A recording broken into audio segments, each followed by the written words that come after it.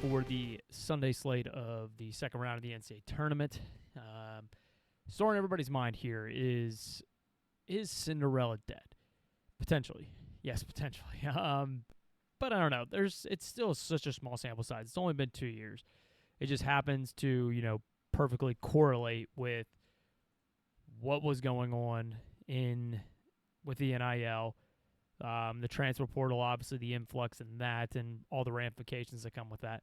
So potentially it kind of seems like it could be, but I don't know. It's still just a small sample size. Things can change. Sports has changed so much, even in my lifetime, 31 years on Earth here. I'm not willing to say it yet. I'm not. I might have already said it, but I'm not 100% willing to. We have the Sweet 16 almost is set now, actually, yeah.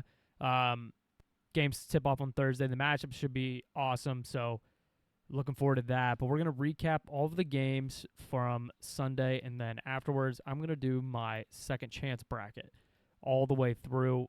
I lost the Final Four team, but I think a lot of people did with Florida. There's some stuff going on in the coaching carousel. I'll get to that when I get a chance. I'll probably just do an off-season video of basically all the coaching moves for whatever teams in all 365 that, lost their coach, retained the coach retired, like Greg McDermott retired today, Alan Huss took over.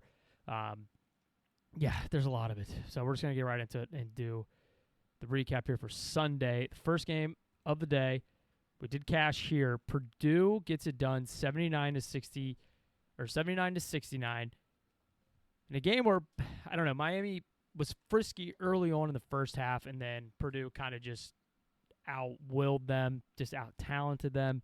What a year for Jai Lucas and the Hurricanes in year one. That program was a dumpster fire the last few years. He takes over, gets them to the tournament in year one.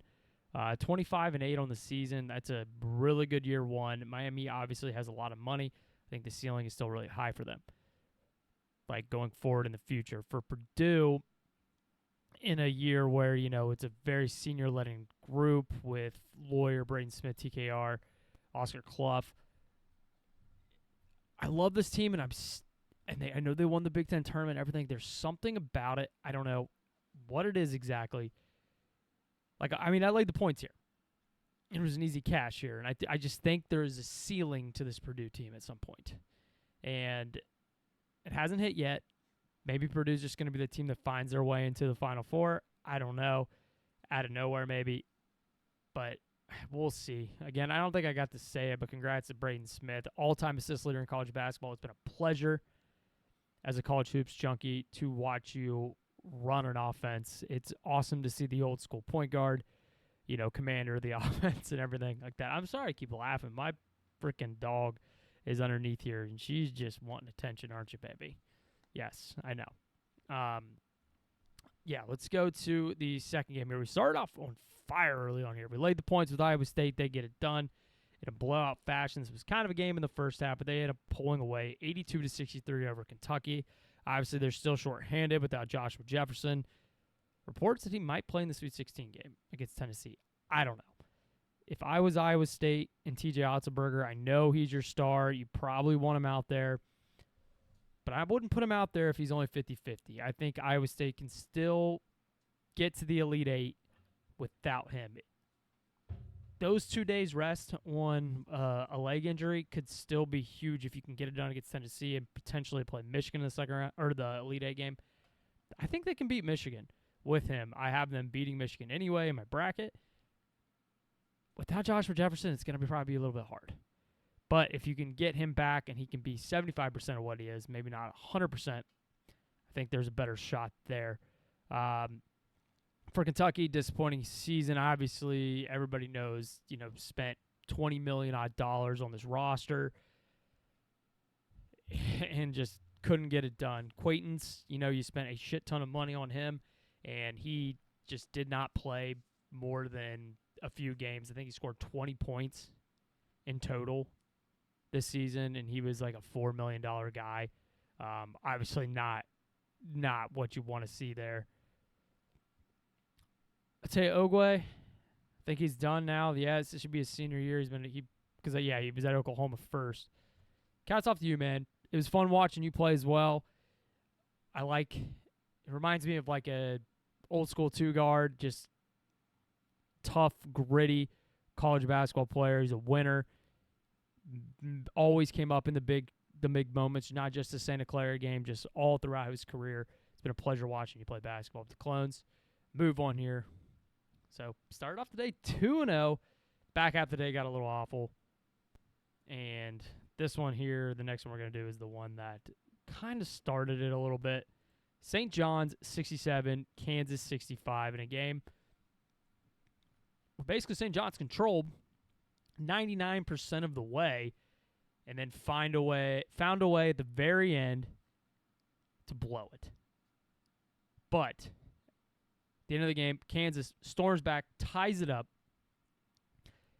They had like 4 fouls to give. So basically, Bill Self was trying to keep the ball in the backcourt and just slowly foul away and trickle down that clock. And it did work. They got it down to about, 4 seconds. And if you watch the replay here, because everybody already kind of knows what I'm talking about here. Dylan Darling goes from half court all the way to lay it in at the buzzer. Shitty thing is, I almost fucking bet the buzzer beater thing, but I was just like, dude, we haven't seen him in forever, and it was like 10-1, and literally the next day it fucking happens. Of course it does. For one, if you're betting that to start, it's like even odds. Like, that's the fucking stupid bet. Don't fucking do that. 10-1, that sounds a lot better, but in hindsight, I didn't fucking do it. So, if you just watch the replay, Rick Pitino, whatever they dialed up was 100% not the play call, or whatever happened was. Dylan Darling drives, like I said, Dylan Darling goes coast to coast, lays it in at the buzzer. But if you watch, you can see Rick Pitino screaming. You can't, I'm not a mouth reading expert or anything like that, but like you can tell that was not the design. The design of the play, most likely, in my opinion, just from, really watching it, was for Darling to drive and kick at the Zuby-Ejiofor for 3. And I think Darling just kind of noticed he had a lane there, so he goes all the way in there and lays it up. And if you listen to the interview after the game, Darling even was talking about what would he say about that, and he's like, Coach is going to chew me out or yell at me like he always does or something like that. So, like, to me, I think that was the actual play call, but Darling made a hell of a play. And the Johnnies are going to the Sweet 16 for a game against Duke for the first time since 1999. Congratulations to them. This is now the 4th school that Coach Pitino has taken to this Sweet 16. That is fucking awesome. And then for Kansas, your Darren Peterson, whatever, weird fucking season is finally to an end here. Got a nice cherry Coke float. This is the best zero sugar pop there is. Literally just cherry Coke and vanilla Coke. It's fucking but a zero, and it's fucking delicious.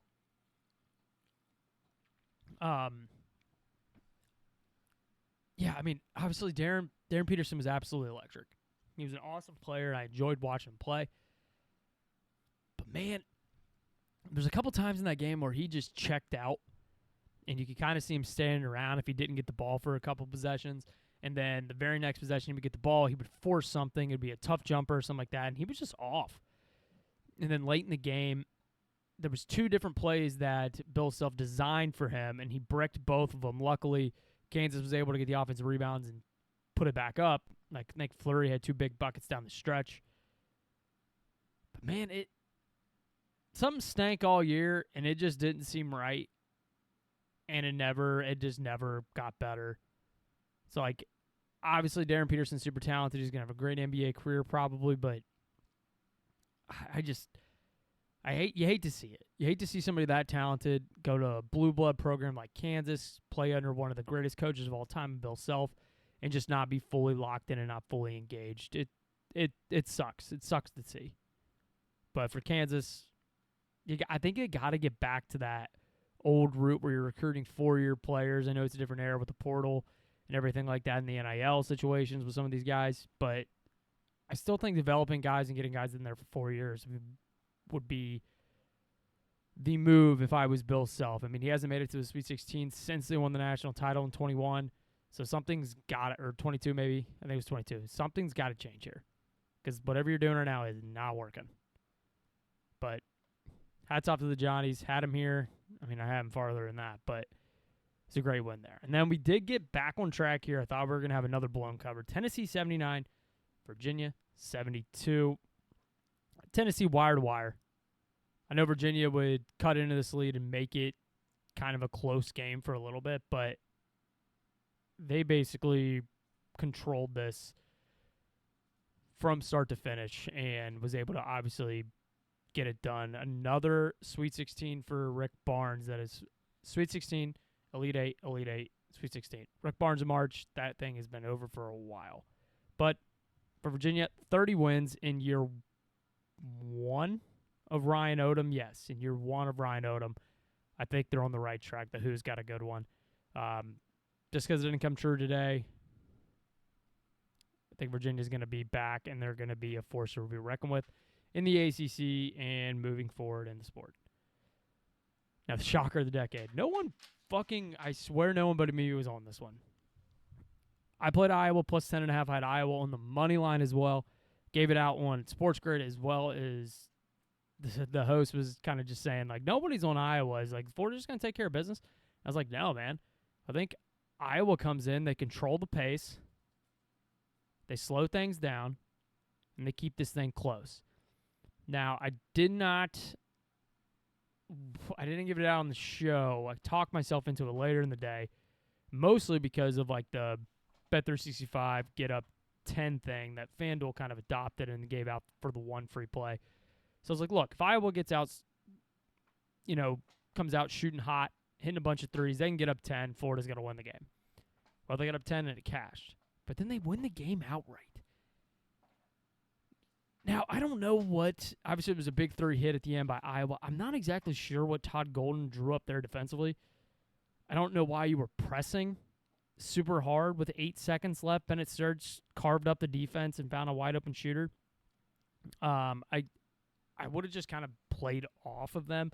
Have one guy press Bennett, but not have everything else. You just read that out to a wide open shot. And Ben McCollum knew exactly what Todd Golden was going to do. I mean, Ben McCollum, man, what else can you freaking say about this guy who's 2 years ago was coaching at a Division II school where he won a bunch of national titles. Year one comes into Drake, gets in the tournament, wins a game, and now he's got Iowa to the Sweet 16. Insane. Fran McCaffrey, who I think is a really good basketball coach, was there for 16 years. No Sweet 16s. Ben McCollum does it in year one. I'm going to be honest, for Iowa fans, like, you got a top 5 coach in the country. I don't think it's hard to debate. He's one of the best 5 coaches in the country.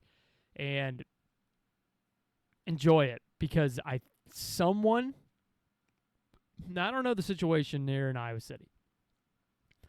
Some school's going to come in and offer him a big lump of cash to try to leave there. And I know everybody's saying, like, he doesn't seem like that kind of guy, blah, blah, blah. He was at Northwestern Missouri State for a bunch of years. Maybe he will want to stick around for a little bit longer. Money talks, man. At the end of the day, money talks. If it's a fat bag enough in a good situation, he could easily be right out the door. And it would suck because it's cool when Iowa's good at basketball in schools like this. But it's not always easy to retain him. So enjoy this ride as long as you get, because this is a spot Iowa hasn't been in a minute. Whew, barely cashed on this one. Trust me, the losers do come here. Arizona 78, Utah State 66. Utah State cut this thing down to 6 with like 4 minutes to go. Arizona was up as much as 20. It was 18 or 20. And Utah State got hot, went on a run late, but then Arizona was able to clamp up, close the deal out, make the plays when they need to. Arizona did not play their best basketball game by any means, but they were still able to get this done. They were able to get the cover. I laddered this thing, though, because I thought they were going to win this thing by like 25. They didn't. I still feel like the ladder was on the right side. I think Arizona just went through like 7 minutes where they couldn't score, and Utah State was hot from 3. Utah State was an underseeded team anyway. Jared Calhoun did a fucking incredible job. I feel bad for Utah State fans because yet again they lost another coach. Calhoun takes the Cincinnati job. I'm sure they will get another good coach in there because that's just kind of what they do. yeah, it was awesome year for Utah State. I wish you weren't a 9 seed. You were better than that. You should have been a 6 or a 5. But unfortunately, you ran into a buzzsaw that is Arizona. We did lose here. I thought we were going to get home for a while. We even got 5.5. But UConn 73, UCLA 57. This was a back and forth game the whole time. And UCLA was leading, with like 14 minutes left in this game. But then one giant run from UConn kind of pulled away. And the Huskies advance on to the Sweet 16 again under Dan Hurley. UConn, man, 25-1 to win the national title seems a little low for a Dan Hurley coach team. These Huskies, I think they have some flaws. They're definitely not as good as the two teams that won the national title, but impressive stuff by them. Obviously, UCLA was still shorthanded, but it was still to me a good year for Mick Kernan. He could bitch and moan to whoever about the loss, but they had a good year still. Just up and down. It's going to be weird with them being – that was kind of a lot of my handicap too, is I think this team's a lot better than the record. I thought they were underseeded because of the travel out east and the struggles they had there, but that is your fault for joining the Big Ten. You shouldn't be there. That's on you. Farewell, Donovan Dent. It's another thing that should be said. I enjoyed watching you play as well. You were really, really fun. I think he's an NBA player. I don't know if he seems like he's just gritty enough and tough enough where he's a hard worker. He'll be a journeyman in the NBA for a long time. So congrats to you, man. It was awesome watching you play. And then the last game was an utter ass whooping. Alabama 90, Texas Tech 65. Alabama just made every fucking three they could. And to me, honestly, Texas Tech couldn't hit the broadside of a barn. This was going to be a three-point shootout on both sides. It just happened to be the day that Alabama hit all theirs and Texas Tech didn't. So, tough, because I really think things would have been different if JT Toppin was there. I think they win this game. Their offense would be completely different. They wouldn't be taking so many terrible contested threes that Christian Anderson and Petty had to throw up there. Terrible for the Big 12 just in general with them. Iowa State's obviously now kind of limping in here with Josh Jefferson's injury. BYU with Richie Saunders. Just tough injury luck, man, for the best conference in the country. Don't give me this Big Ten bullshit just because you had 6 teams in there. Congratulations. You played fucking nobody. The only one that I respectfully win was the Iowa one. Everybody else, Nebraska, congrats. It was a great game against Vanderbilt, but you were basically playing a fucking home game. I think Vanderbilt was probably the better team that day, too, and I bet Nebraska on that one. But, yeah, don't give me this shit. Big 12 just had another fucking injury bug. It is what it is. It'll happen. They still got the 3 best teams in there, and there's a chance for them all 3 to make the Final Four still. Where on the other side, I do not actually believe that. But since we're talking about that, we should probably get to my redemption bracket. 16 teams remaining. It's pretty chalky, I know. But I'm coming in with heat. I'm coming in with heat right away. Because in our tournament party show, I had this as the exact matchup. I had these 4 teams right here in this region here. And I'm not changing. I think St. John's upsets Duke and advances on to the Elite 8.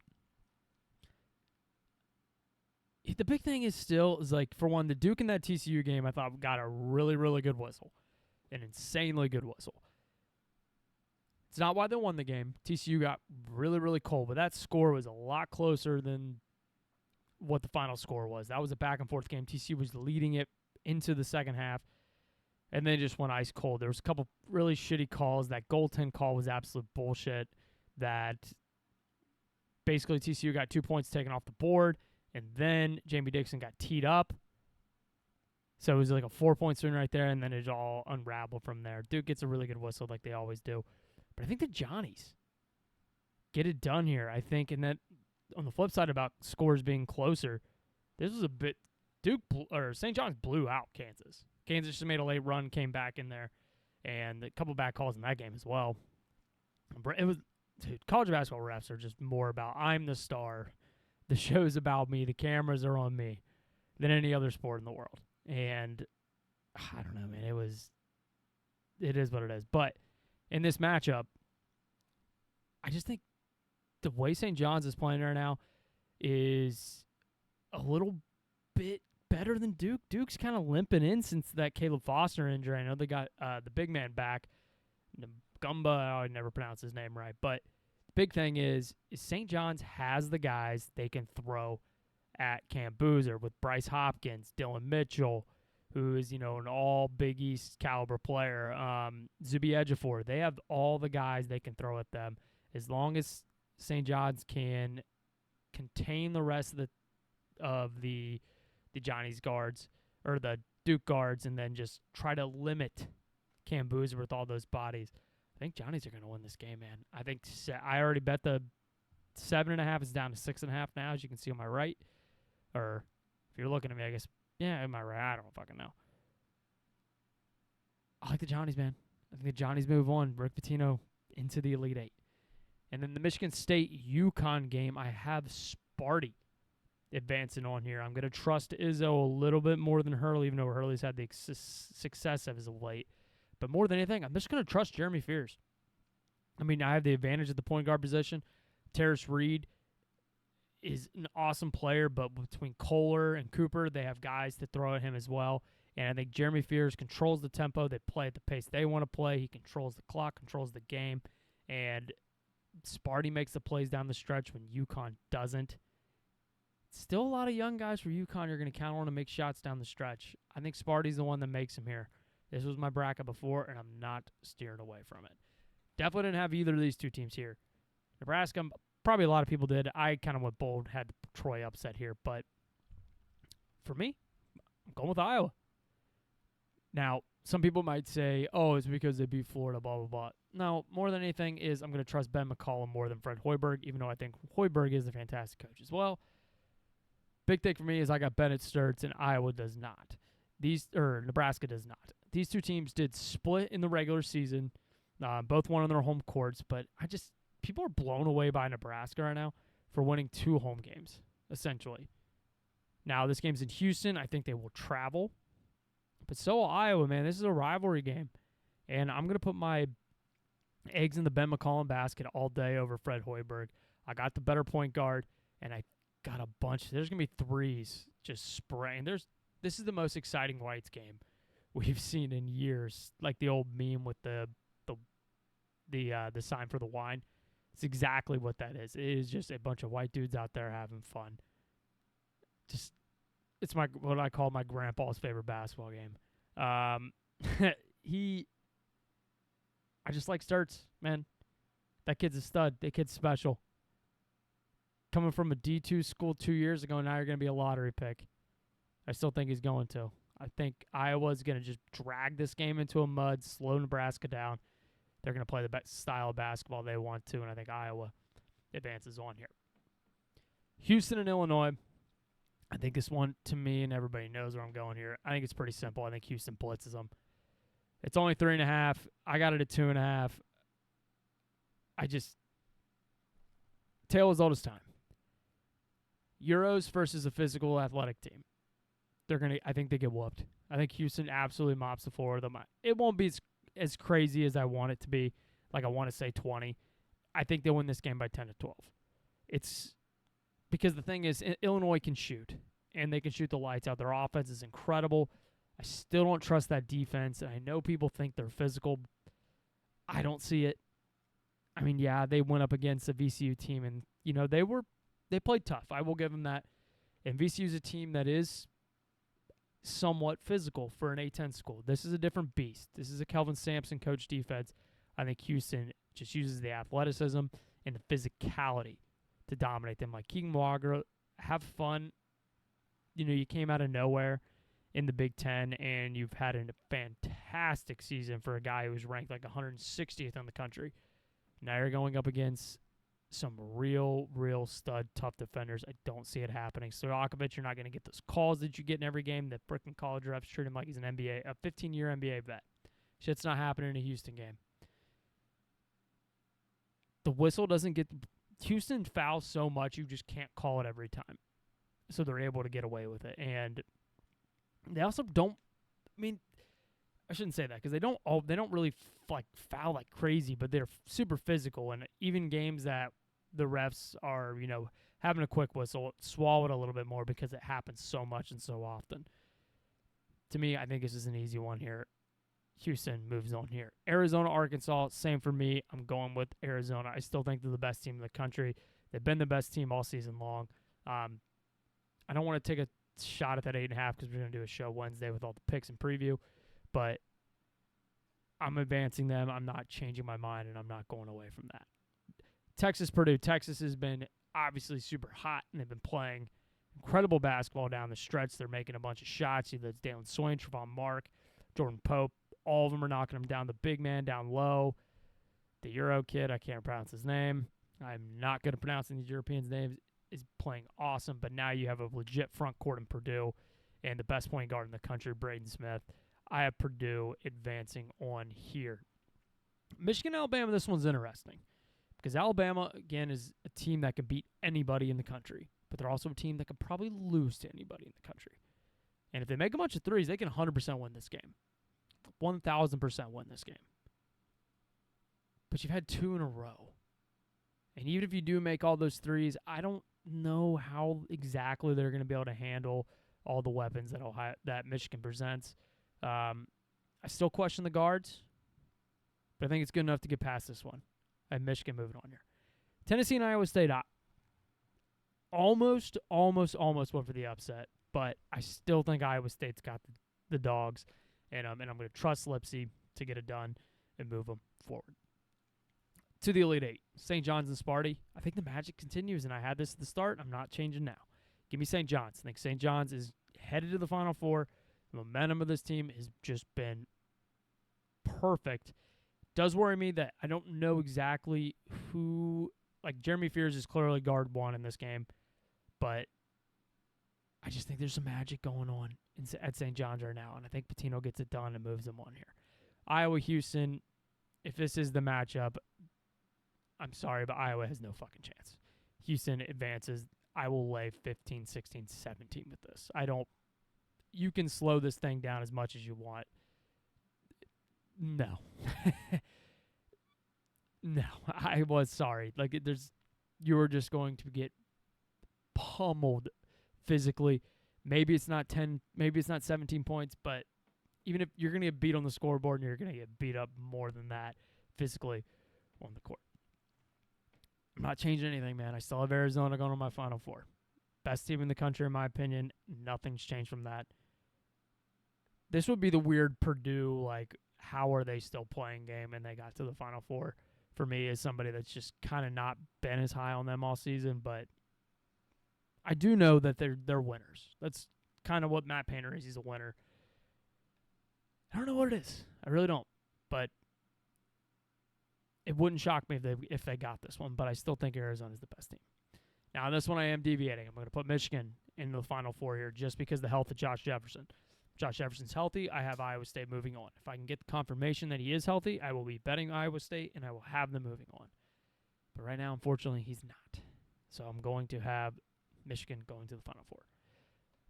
I did not have Houston. I did not have Michigan, but I did have St. John's and Arizona. I actually had Iowa State instead of Michigan in my original. Florida was my other one here that got knocked out. I have St. John's going to the national title game. I have them beating Houston. Another one where this one is just a giant advantage in the front court and the toughness and physicality of Houston. St. John's can match. I think they make a couple more shots here. And Houston just has to get away from home in the Elite Eight. And have to go to Indianapolis. I think St. John's fans will travel. That crowd will be loud. I have the Johnnies going to the title game. And this matchup, probably potentially the two best teams all year in people's books. The real two best teams were Houston and Arizona. But some people like to put Michigan in there. Still have Arizona going to the title game. And I still have Arizona winning the national title. They've been the best team all season long. From start to finish, I don't think anybody's really competed that closely either for it. So that is my redemption bracket. I'll be back on Wednesday, and we have the picks and preview. I think Connor is coming back for that. And then I'm going to be dropping some other videos just for, coaching carousel and stuff like that. Maybe do some NIT previews. We're down the Elite Eight and that, and I can't wait for the Crown to come out because I will be handicapping all of that game, especially with the freaking God bless the Mountaineers, and God bless West Virginia. West Virginia's playing in the Crown too, so they're gonna win that shit. So until then, I will see you guys Wednesday. Just keep those notifications on YouTube because I will be posting videos. I think all summer I'm gonna do basketball all year round now. I love college football, but college basketball is my baby. It's my favorite sport in the world by far.